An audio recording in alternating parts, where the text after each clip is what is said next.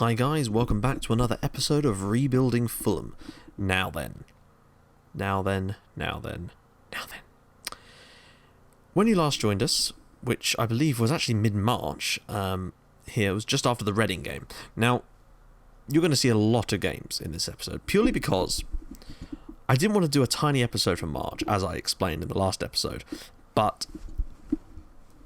so I thought I'd just put it in at the start of the April one. But there was only one game in May, so I just figured I'd bundle it all, and that's the rest of the league season, all in this episode, basically. But I did some experiments this morning, and it turns out I am actually able to show highlights of stuff. So we should be able to show you some highlights of certain goals, because there are a few things I want to show you, because I've literally just played all these fixtures now. I've been using a new strategy, which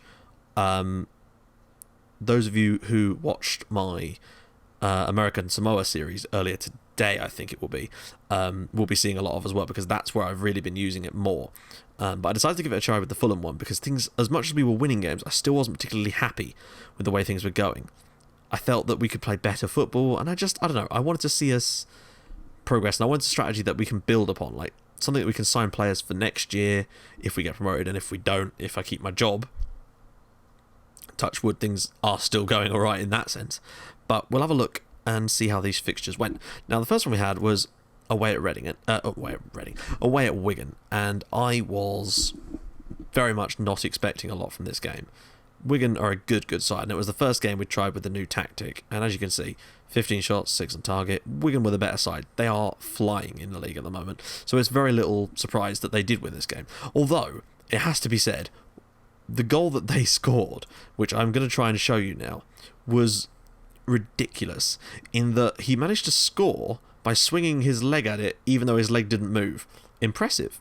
Grant Holt is a man of many skills. This is not one I thought he had.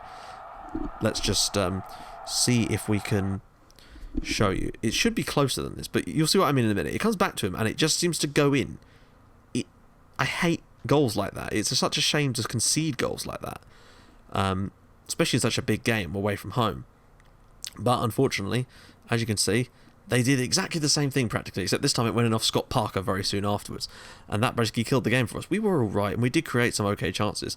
As you can see, 4-2 on chances for the game, but it just wasn't going to happen, and that's a shame. Next, we move on to the Watford game, which I was so pleased with. In some respects, we won the game. Now prepare to see some statistics, because this is mental. In this game against Watford, we had 27 shots, 13 on target, 60% possession. Watford had 1 shot on target in the entire game and only had 3 shots in total. How did we not score more goals than that? Is our finishing that bad that we couldn't manage to put more than one pass? I was just lucky that we got away with the win, because for all I know, Watford could have come up the other end and scored one. I may as well show you the one goal that we did score in this game, because frankly, we created some great chances, and this was not how I'd expected to score the goal, because Daniele Capelli gets in there from a corner and scores the goal, and that's all we needed from the game, was the 3 points. But I would have preferred if we'd managed to get the 3 points doing maybe some more goals. As you can see, we actually only had 4 clear-cut chances in the game, but they had none, and we should be beating Watford by more goals than that when we're thumping them by as many goals as that on the pitch. It's a shame, but we got the win, and that was huge. Next up was a game that I wasn't actually expecting us to get the win from, because Blackpool, contrary to their form in real life, have actually had a decent season under Jose Riga. They've come and gone, but at this point they were sitting around 10th, and below us in the table, but we knew it was going to be a difficult game. And it proved that way. We were the better side overall, but not by much. And McDonald Moriga scored a great goal off of a Jesper Julsgaard corner. I think it was a corner. In fact, we can have a look. But Julsgaard is turning into an absolute legend already. Like, he had a poor start to the season and a lot of people were questioning him, but my God, has he silenced them doubters lately. He's superb. This is his cross for the first goal, which Moriga manages to head home wonderfully. and more of that to come because he's starting to do that more and more often. But the second goal is the one I was so pleased with. Julesgaard takes the throw on the right-hand side of the pitch, is then headed away back to Julesgaard.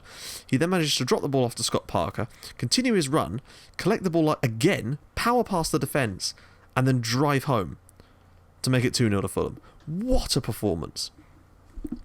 I cannot think of a word to describe how good he's been in the last few games. He and Thomas Draga, who you've already seen, Draga's going to come up with some goodies for us in a minute because he is once again popped up with some brilliance. Now then, Derby. This was the sort of game that we had to win. But Derby are a very, very good side, and we've struggled a little bit against some of those sides this season. So I figured, let's go for it. I will show you the new tactic we're using in a minute, because I think it's important that you understand the way things are going. In fact, I'll show you that now, before we go any further. So the way it works is, we are using Rodallega as, well, I say Rodallega. We're using mostly Rodallega or Trotter, because McCormack doesn't really like this position, to be honest. So he's actually been played out wide quite a bit. Then we have, he's a deep-lying forward. Before we had a false 9, but now we're giving it a more traditional sense, but still not that traditional. Wingers say the exact same. Instead of having a shadow striker here, we're using an attacking playmaker, which is actually better for pretty much everyone who plays in that position. Ruiz is better at it, Gorgon's better at it, Draga's better at it. In the midfield now we're using 2 ball-winning midfielders, which is perfect for Parker and Mariga because they love doing that. And it saves having... We don't get caught at the back so much, because one of the problems I think we had was with our attacking midfielder... sorry, not attacking. We had a central midfielder with an attack mind, so he would bomb forward and we'd always be caught out down here, and that was not working out so well for us. At the back is where I feel things really have got better, keeping the central defenders, but now we've got Motta and Julesgaard both playing as complete wing backs, and as you can see, Julesgaard is actually a much better complete wing back than he was a fullback. That is his preferred position, and it shows. We also use Corrali as a sweeper keeper, so that's kind of cool. I always wanted to try and find a formation with a sweeper keeper, and when I saw this, I just figured, I want to give it a go here. And we are. Right, now back to the fixtures, where we were against Derby. Right, this game had some good things and some bad things. This one here being the bad thing. Ross McCormack twisted his ankle, and he basically he missed the rest of the season with that injury, which was not good at all, because we really have had to rotate players. So let's show you the game. I'm going to show you the full-on highlights for this, because there is a goal in this game which I went mental. Like, I know you shouldn't, but when we scored this, you'll know which one I mean, because I was ecstatic when Rodallega put us in front in the first place, let alone how I felt when Thomas Draga scored. So you get to see that. Basically, Derby were on the attack, and we, as far as I can remember, we just nicked the ball off them and absolutely flew down the other end.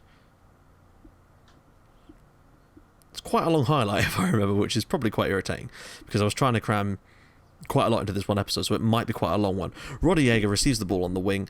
He just keeps on going. In fact, if I remember, Julesgaard is a hero on this one. He takes the ball past 2 players, loses it, they screw it up. Back to Julesgaard, Parker, ball in, Rodallega, bang, 1-0 Fulham. Perfect start. Literally the perfect start. Unfortunately, we were pegged back. And I'd kind of expected it. Derby are a very, very good side, and at times we've come a cropper against some of the big sides. We just don't look as confident, but the way that this goal was beautiful from Derby. There was nothing we could do about it when it actually comes about. For some reason, the highlights in this match are incredibly long, and I cannot for the life of me figure out why. That Football Manager sometimes shows you like a minute and a half of play before a tap in that has nothing to do with any of that. We won the ball back several times, but just couldn't quite keep it. And then it was just Chris Martin, singer from Coldplay, now up front for Derby, put them level. But it wasn't long before the man, the myth, Julesgaard, long throw, Rodallega, header down, Draga, thump. That was a strike. And he's done that all season. He's been so consistent. And he can play all across that role, and that's what makes it good. I'm not going to show you the Brighton game, other than the fact that I'm going to show you the stats, because look at this. This is one of those ones where 9 shots, 2 on target, 19 shots, 5 on target. We battered them for most of the game, and most of those shots were actually in the lead up to Kazenga Lualawa's goal. That was a disappointing result. Brighton were like 20th in the table when this game occurred. Not good to see. Don't like that. And that kind of... we were really pushing for a playoff spot at that point, and that really did kind of knock us down a peg. So we needed to get back on the track with a game against Wolves, who I think were 16th, and Bournemouth, who were even lower than that. I think they were probably 18th or 19th when that game occurred. Unfortunately, that was not to be. Wolves actually took the lead in this one, which was not good. But then again, Nua Dicko for Wolves has scored like 35 goals for them this year, despite their poor league form. He has been banging them in. He's one of the top scorers in the Championship. But Thomas Draga, bang, gets another goal. Magdalena Mariga did get injured in this game, but he only misses one game, I think, so it's not too bad. Draga, once again, the hero. I think he's actually our top scorer this season now, with the fact that Ruiz has been injured so much. This was a weird one against Bournemouth. I was kind of expecting that eventually, with the way things were going, with the amount of shots we were having, that eventually we'd give someone an absolute spanking. It looked like it was going to be Bournemouth. As you can see, Roberts scored. Draga scored. 6 minutes, 2 goals up. Then Capelli makes it 3-0 on 15 minutes. And Byrne, before the half an hour mark, makes it 4-0. Dominant. I think, well, great. I can bring on some of my youngsters in the second half. No. Tokelo Ranti gets a goal from the penalty spot, unfortunately, right on the stroke of half-time, which wasn't great.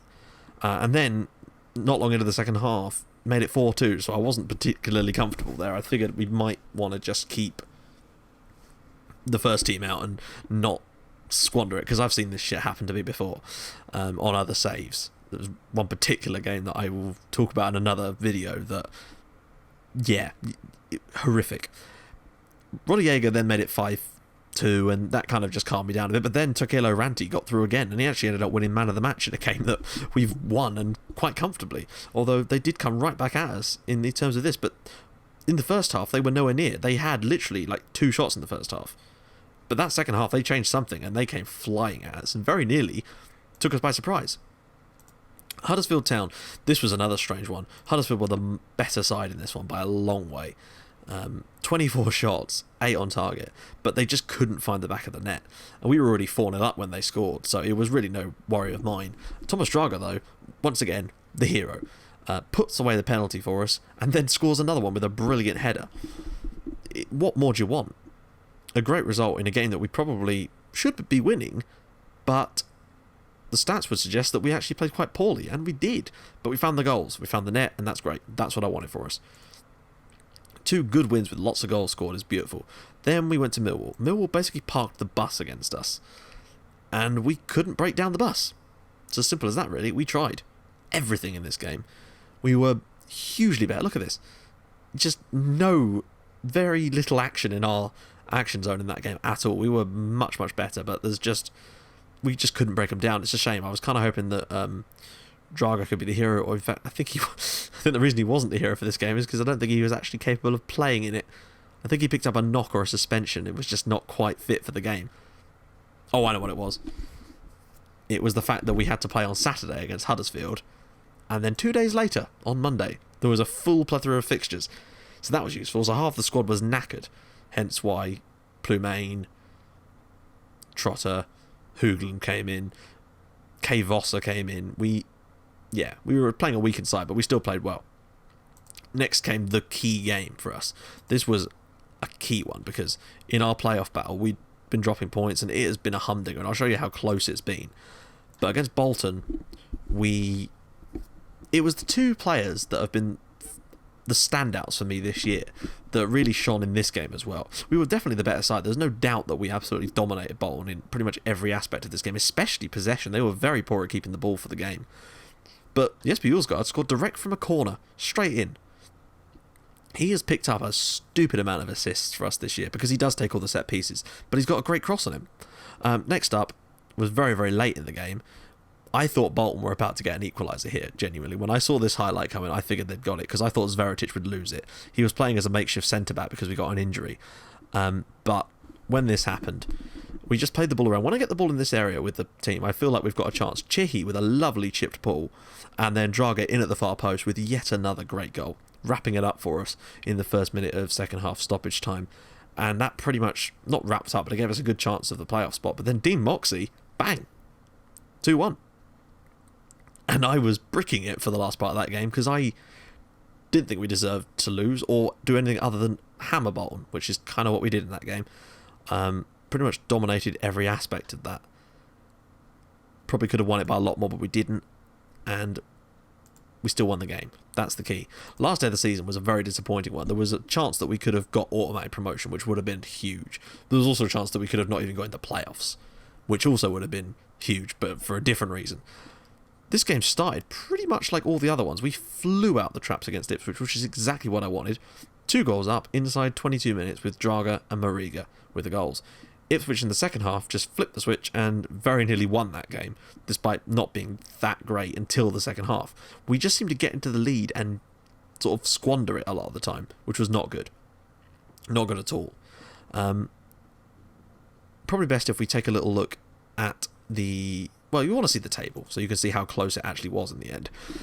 On the last day of the season, anyone from Derby to Wigan could have or could... Yeah, basically Cardiff, Forest, Fulham, Bolton and Derby were all fighting over those playoff spots. For a while we were in third, but a late comeback from Wigan, and obviously Ipswich screwing it up for us, prevented that from happening. Bolton, who we were at one point looking like going to be playing at the playoffs, got thumped by Huddersfield 5-1, which was bizarre because Huddersfield have already been relegated. You can't see me pointing, but I'm pointing. And Derby had a relatively decent game against Birmingham. There was a game they should be winning, really, at home to get themselves in there and possibly could have kicked us out. But in the end, we managed to sneak in. We've got 5th place, which means we're going to be playing Forest in the playoffs. I will be, literally, the moment I finish recording this video, shooting straight off to play the playoffs, and you will see another video tomorrow, which will be probably quite a lot shorter, because there'll only be, at the most, 3 games involved in it. At the least, there'll be 2 games, and then a sort of 5 to 6 minutes of me crying as I'm kicked out the door at Craven Cottage and have to end the series or find a new job. Let's go rebuild someone else, shall we? They don't deserve our help. But yeah, and in fact, as you can see, Nua Dika was the top scorer in the championship in the end. He was superb and something that's worth looking into. We've got a good short list of players that I've been building. I've got some interesting scouts now. I managed to get Klaus Lundekvarm, the former Southampton player, as a scout. And he has a scouting knowledge that's ridiculous. He has scouting knowledge of like 16 different countries, which I am now using to my advantage, looking into sort of Denmark, Sweden, those kind of places, because you can pick up some real talent from those kind of countries, as we've already found out with the likes of Draga and Julesgaard. I love the Scandinavian footballers. If I had it my way, Fulham would just be Scandinavians at this rate. Right, I think we want to see the stats, and I kind of do as well, because things have certainly moved on. We've certainly not had a standout striker for us this year, that's for sure. But Gabor Kiraly has made 46 appearances for us, and he's 38 years old. Admittedly, he is just standing between the sticks, but at first he was standing between the sticks, conceding a shitload of goals. Things have certainly improved, and we've gained a lot more clean sheets as the season's worn on. Second best in terms of appearances, Jesper Julesgaard, and, well, that's not really much of a surprise. He's been unbelievable for us this year. I know his average rating is 6.9, but that's because he was so poor to start with. When we were poor, he was poor. When we were brilliant, he was brilliant, and I figure he was part of the reason why. Top goal scorer, Thomas Draga. 15 goals. He's averaging a goal every other game, which is a very similar record to what Brian Ruiz had because of the injuries. But unbelievable. And he's not always been playing in the attacking midfield role. He's been all over the place, if anything. I can't remember if... There is definitely a menu where we can look at his deployment, so to speak.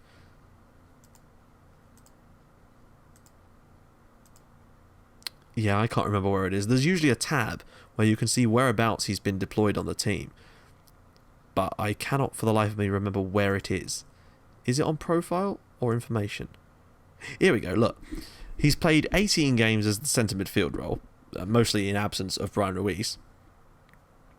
He's played 12 out on the left wing and has played very, very well there. He's even played 7 in the centre of midfield towards the early part of the season, and that was when he was getting a bit of a hiding in that, and thankfully we managed to change that in January with the likes of Mariga and such. And even played one out on the right, where he apparently plays very, very well there. So he can play it all over. He does have a cap for Norway, and I'm hoping he'll win a few more because he is a great player. Right, moving along. Mariga's actually got 6 goals from midfield, which is good to see. McCormack, 30 appearances, only 6 goals. That's disappointing. And I might even have to move McCormack on in the summer because he's not really shone as a player this season. He doesn't like playing in the role that I've now assigned for the striker, and I think there are better wingers out there, so I don't think that's really going to be something that's for him, in all honesty. Assists, well, there he is, Julesgaard. 11 assists. He does take all the set pieces, so that's not really a huge surprise, but my God, he has been absurdly good. I think he might, most player of the match. He's got the most man of the matches as well. To have the most player of the match awards as a left back, or a left wing back as he is great to see. And if he can carry on that, he might well be player of the year for the fans. He's certainly not going to win player of the year for the championship. In fact, none of our players are going to win any awards for that because we've just been a little bit inconsistent in the early stages, which has kind of ruined us for that. Pass completion, Andrea Lucci, very, very good passing. He's been excellent for that. Parker has averaged over 80, which is also good. Gorgon, great as well. Mariga, also good.